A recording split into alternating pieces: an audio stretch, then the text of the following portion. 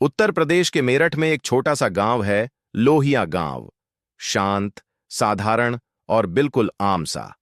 लेकिन 13 जून 2019 की दोपहर इस गांव ने वो देखा जिसने पूरे इलाके की रूह हिला दी।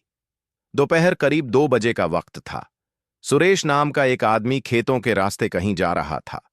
गर्मी तेज थी, खेतों में गन्ने की ऊंची फसल लहरा रही थी और माहौल बिल्कुल नॉर्मल लग रहा था।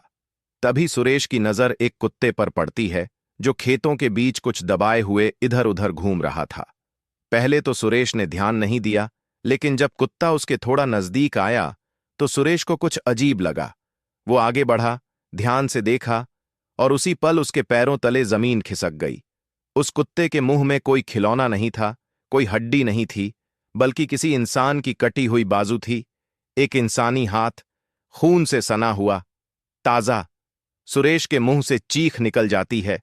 वो घबराकर आसपास के खेतों में काम कर रहे लोगों को आवाज देता है। कुछ ही मिनटों में वहां भीड़ जमा हो जाती है। हर कोई सन्न। किसी की हिम्मत नहीं हो रही थी उस कुत्ते के पास जाने की। आखिरकार पुलिस को कॉल किया जाता है। कुछ देर में पुलिस मौके पर पहुंचती है। कुत्ते को भगाया जाता है और बड़ी मुश्किल से उसके मुंह से वो कटा हुआ हाथ छुड़ाया जाता है। पुलिस उस हाथ को देखकर ही समझ जाती है कि मामला नॉर्मल नहीं है। देखने से लग रहा था कि ये किसी महिला का हाथ है।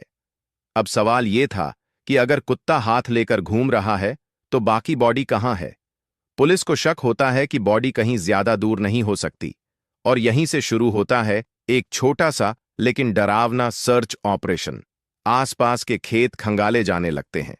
कुछ घंटों की तलाश के बाद पुलिस की नजर एक गन्ने के खेत में पड़े मिट्टी के एक अजीब से ढेर पर पड़ती है। वो ढेर नॉर्मल नहीं लग रहा था। ऐसा लग रहा था जैसे किसी ने जल्दबाजी में जमीन खोदकर कुछ दबाया हो। पुलिस उस जगह खुदाई शुरू करती है। जैसे जैसे मिट्टी हटती जाती है, मामला और ज्यादा भयानक होता जाता है। थोड़ा और खोदते ही पुलिस को वहां से एक और कटा हुआ हाथ मिलता है, और फिर पूरी डेड बॉडी, एक लड़की की लाश। लेकिन कहानी यहीं खत्म नहीं होती। इस डेड बॉडी के ऊपर सिर नहीं था, यानी किसी ने इस लड़की का सिर काटकर अलग कहीं फेंक दिया था और बाकी शरीर को यहां दफना दिया था। दोनों हाथ भी काटे गए थे। हाथ बॉडी के साथ ही दबा दिए गए थे, लेकिन सिर गायब था। लाश को देखते ही हर कोई सन्न रह जाता है। पुलिस तुरंत बॉडी को पोस्टमार्टम के लिए भेज देती है। पोस्टमार्टम रिपोर्ट आने पर यह कंफर्म हो जाता है कि ये 19 से 20 साल की एक युवती की डेड बॉडी है। उसकी बेहद बेरहमी से हत्या की गई थी। दोनों हाथ काटे गए थे, सिर अलग किया गया था, और सबसे शॉकिंग बात यह थी कि बॉडी नग्न अवस्था में मिली थी। पुलिस के दिमाग में सबसे पहला शक यही था कि कहीं गांव की ही किसी लड़की के साथ दुष्कर्म करके उसे यहां दफना तो नहीं दिया गया। इसी शक के चलते पुलिस सबसे पहले उस खेत के मालिक तक पहुंचती है जिस खेत में ये सिरकटी लाश मिली थी।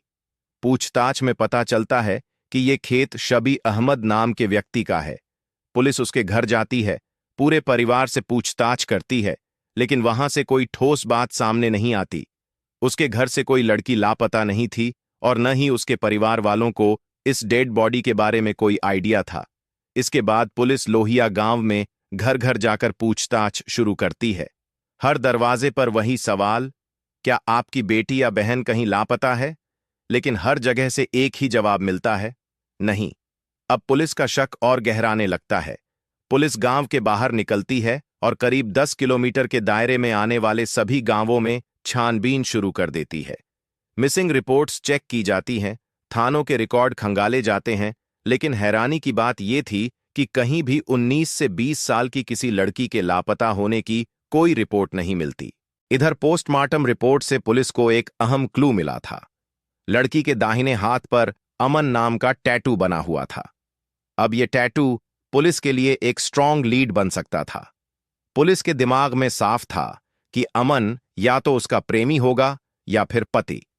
इसी उम्मीद के साथ पुलिस लोहिया गांव में अमन नाम के लड़कों की तलाश शुरू करती है। गांव गांव जाकर पूछताछ होती है। आसपास के हर गांव में अमन नाम के लोगों की लिस्ट बनती है। लेकिन दिन गुजरते गए, हफ्ते निकल गए, और फिर भी पुलिस के हाथ कुछ नहीं आया। कोई भी अमन ऐसा नहीं मिला जो इस केस से जुड़ा हुआ लगे। पुलिस ने अब एक और एंगल से जांच शुरू की। गांव और आसपास के इलाकों में जितने भी जमीन विवाद, पुरानी रंजिश, आपसी झगड़े या दुश्मनी के मामले थे, उन सब की फाइलें निकाली गईं। स्पेशल टीम बनाई गई। हर पुराने केस को खंगाला गया। लेकिन सबसे बड़ी प्रॉब्लम यह थी कि जब तक लड़की की पहचान नहीं होगी, तब तक केस आगे बढ़ ही नहीं सकता। सिर गायब था, चेहरा पहचानना नामुमकिन था और कोई भी बॉडी को क्लेम करने नहीं आ रहा था। पुलिस के सामने अब 3 सबसे बड़े सवाल थे। ये लड़की कौन थी? इसे इतनी बेरहमी से किसने मारा? और आखिर क्यों मारा? केस दिन ब दिन और ज्यादा डिफिकल्ट होता जा रहा था। लेकिन एक कहावत है कि अगर पुलिस ठान ले तो पाताल से भी कातिल निकाल लाती है, और इस केस में भी कुछ ऐसा ही होने वाला था। पुलिस लगातार 1 साल तक इस केस पर लगी रही, बिना किसी बड़ी लीड के, बिना किसी पहचान के, और आखिरकार मेहनत रंग लाई। जिस कातिल को पुलिस दूर दूर तक ढूंढ रही थी, वो कातिल दरअसल पुलिस के बिल्कुल पास ही रह रहा था। लेकिन उस वक्त तक ये बात किसी को नहीं पता थी। अब जब इतनी छानबीन के बाद भी लड़की की पहचान नहीं हो पाई और कोई भी बॉडी को क्लेम करने नहीं आया, तो पुलिस मजबूरन उसका अंतिम संस्कार खुद करवा देती है। लेकिन पुलिस एक गलती नहीं करती। लड़की के डीएनए सैंपल सुरक्षित रखे जाते हैं और डेड बॉडी के फोटो भी रिकॉर्ड में रख लिए जाते हैं। धीरे धीरे 1 महीना बीत जाता है। केस ठंडा पड़ने लगता है। तभी एक दिन मेरठ के एसएसपी एक बड़ी मीटिंग बुलाते हैं।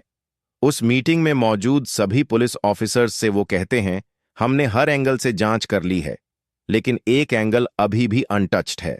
एसएसपी बताते हैं कि लोहिया गांव और आसपास के गांवों के जितने भी लड़के बाहर दूसरे शहरों या दूसरे राज्यों में नौकरी करते हैं, उनकी पूरी लिस्ट तैयार की जाए। वो कहां काम करते हैं, किस शहर में रहते हैं, कितने दिनों बाद घर आते हैं, हर छोटी डिटेल। साथ ही उन शहरों के थानों से मिसिंग लड़कियों का डाटा भी कलेक्ट किया जाए। एसएसपी का मानना था कि हो सकता है गांव का कोई लड़का बाहर नौकरी करता हो, वहीं से किसी लड़की को लेकर आया हो और यहीं पर उसने इस खौफनाक वारदात को अंजाम दिया हो।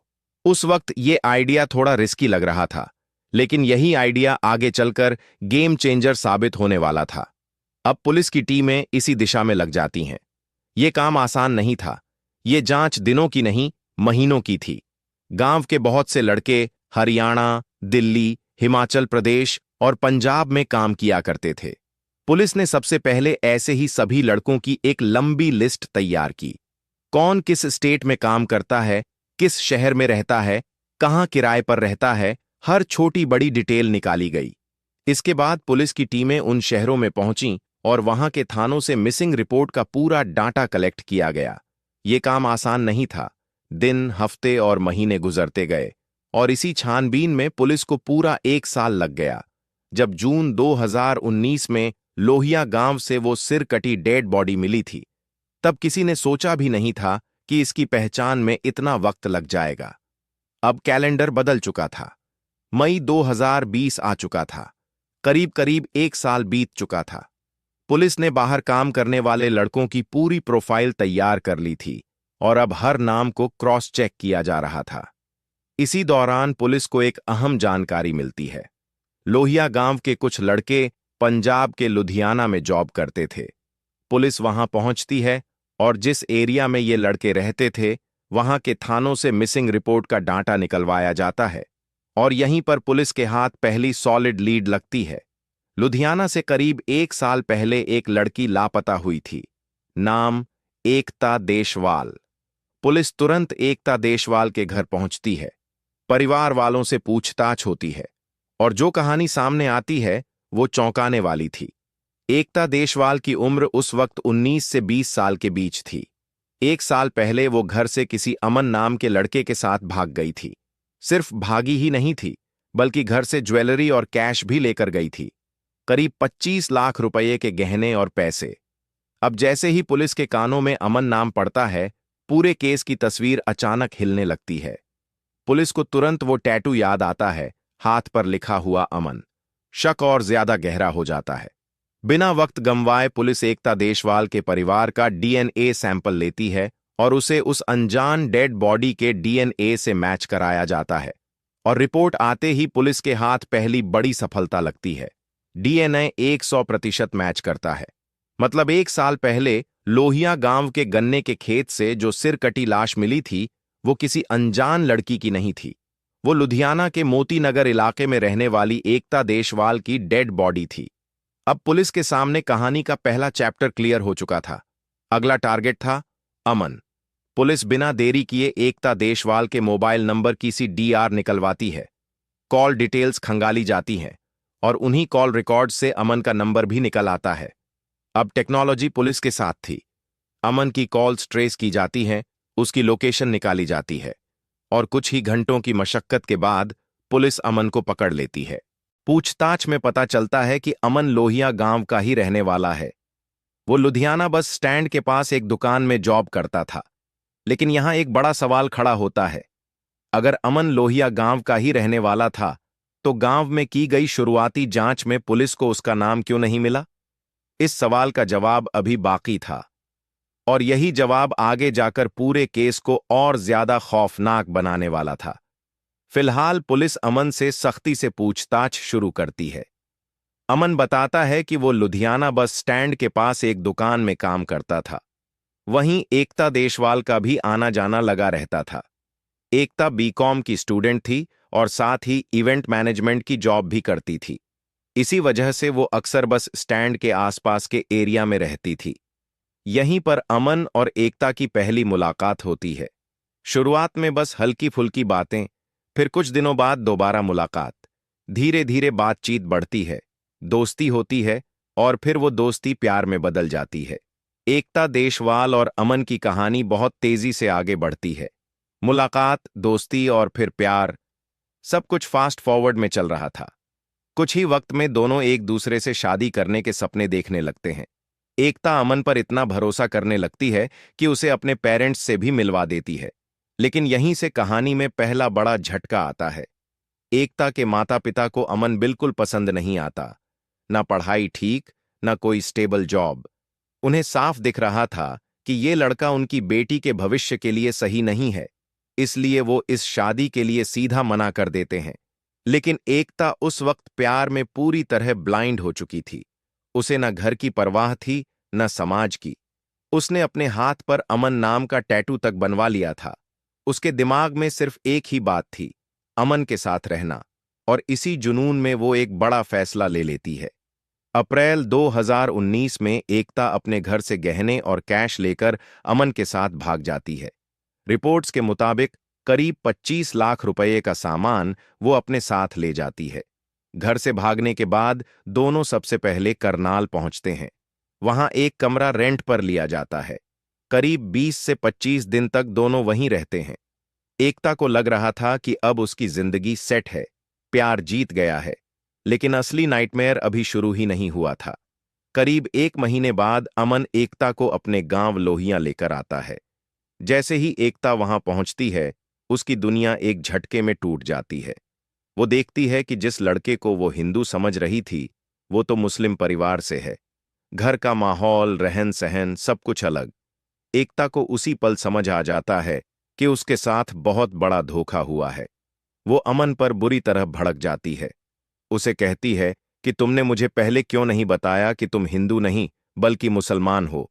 अगर सच बताया होता तो मैं कभी तुम्हारे साथ नहीं आती। और यहीं पर सबसे बड़ा खुलासा होता है। अमन नाम का ये लड़का असल में अमन था ही नहीं। उसका असली नाम था शाकिब अहमद।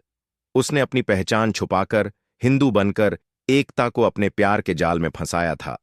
और जैसे ही एकता 25 लाख रुपये का सामान लेकर उसके साथ भागी, वो उसे सीधे अपने घर ले आया। अब एकता पूरी तरह टूट चुकी थी। उसे एहसास हो गया था कि उससे बहुत बड़ी गलती हो गई है। वो साफ साफ कह देती है कि वो वापस लुधियाना अपने घर जाना चाहती है। लेकिन अब कहानी एक नए और खतरनाक मोड़ पर पहुंच जाती है। शाकिब और उसका परिवार लालच में आ चुका था। उन्हें पता था कि एकता के पास भारी मात्रा में ज्वेलरी और कैश है। अगर वो वापस चली गई तो पैसा भी चला जाएगा। और इसी लालच में एक खौफनाक साजिश रची जाती है। इस प्लान में सिर्फ शाकिब ही नहीं, बल्कि उसका पूरा परिवार शामिल था।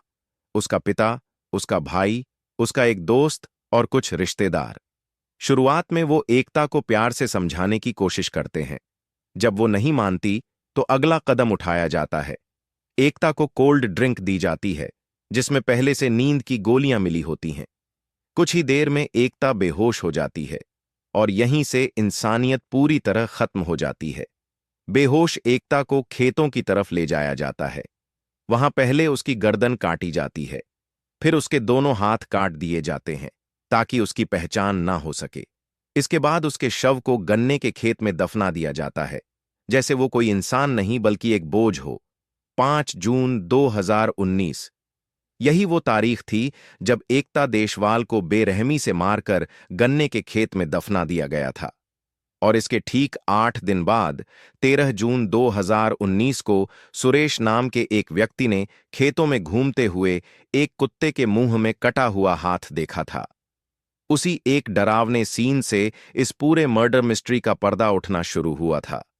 अगर उस दिन वो कुत्ता वो हाथ बाहर न निकालता तो शायद ये सच कभी सामने ही नहीं आता। करीब 1 साल की लंबी, थकाने वाली और बिना किसी ठोस लीड की जांच के बाद आखिरकार पुलिस ने इस केस को सॉल्व कर लिया। पुलिस ने इस केस में प्राइम सस्पेक्ट शाकिब अहमद को बनाया, उसी शाकिब को जिसने खुद को अमन बताकर एक लड़की का भरोसा जीता था। सिर्फ शाकिब ही नहीं, बल्कि उसके पिता, उसका भाई, उसकी बहन, उसका दोस्त और परिवार के दूसरे लोग, सभी को इस खौफनाक वारदात में साथ देने के आरोप में गिरफ्तार किया गया। लेकिन कहानी यहीं खत्म नहीं होती। जब पुलिस इन सभी आरोपियों को अरेस्ट करके ले जा रही थी, उसी दौरान शाकिब अहमद ने भागने की कोशिश की। उसने मौके पर मौजूद एक कांस्टेबल की रिवॉल्वर छीन ली और अचानक फायरिंग शुरू कर दी। एक गोली कांस्टेबल को भी लगती है। जवाबी कार्रवाई में पुलिस की तरफ से फायरिंग होती है और शाकिब को 3 गोलियां लगती हैं। वो बुरी तरह घायल हो जाता है, लेकिन इसके बावजूद पुलिस उसे जिंदा पकड़ लेती है। इसके बाद सभी आरोपियों को जेल भेज दिया जाता है। सबूत जुटाए जाते हैं, गवाह सामने आते हैं और चार्जशीट तैयार होती है। मामला कोर्ट में चलता है। सबको लगता है कि अब इंसाफ जरूर मिलेगा, लेकिन यहीं पर सिस्टम की कड़वी सच्चाई सामने आती है। लाइक ऑफ एविडेंस, यानी सबूतों की कमी। इसी वजह से 13 जनवरी 2021 को एक-एक करके सभी आरोपियों को कोर्ट से बेल मिल जाती है। केस आज भी कोर्ट में चल रहा है, लेकिन जिस लड़की की इतनी बेरहमी से हत्या की गई, उसके मुख्य आरोपी आज बेल पर बाहर घूम रहे हैं। यही थी एकता देशवाल हत्याकांड के पीछे की पूरी, डरावनी और दिल दहला देने वाली सच्चाई। मैंने अपने चैनल पर बहुत से केस कवर किए हैं, लेकिन एक चीज लगभग हर केस में कॉमन दिखती है। 19, 20 या 21 साल की उम्र की लड़कियां बहुत जल्दी किसी के प्यार में भरोसा कर लेती हैं। अगर आपकी भी यही उम्र है या आपके परिवार में कोई लड़की इस एज ग्रुप की है, तो आपको बहुत ज्यादा सतर्क रहने की जरूरत है। आजकल सोशल मीडिया और लाइफ में जो भी चमकता हुआ दिखता है, जरूरी नहीं कि वो सच हो। किसी भी रिलेशन में आने से पहले उस इंसान का बैकग्राउंड जरूर चेक करें। वो कौन है, कहाँ का रहने वाला है, क्या करता है, उसकी फैमिली कौन है। जब तक हर बात क्लियर ना हो, तब तक आंख बंद करके भरोसा मत कीजिए, क्योंकि कई बार आपकी थोड़ी सी समझदारी आपकी जान भी बचा सकती है। अब आप बताइए, इस कहानी से आपने क्या सीख ली? दोस्तों, यह था क्राइम डायरीज का एक और खौफनाक अध्याय। अगर आपको हमारी मेहनत पसंद आई है, तो कृपया इस वीडियो को लाइक और शेयर करें।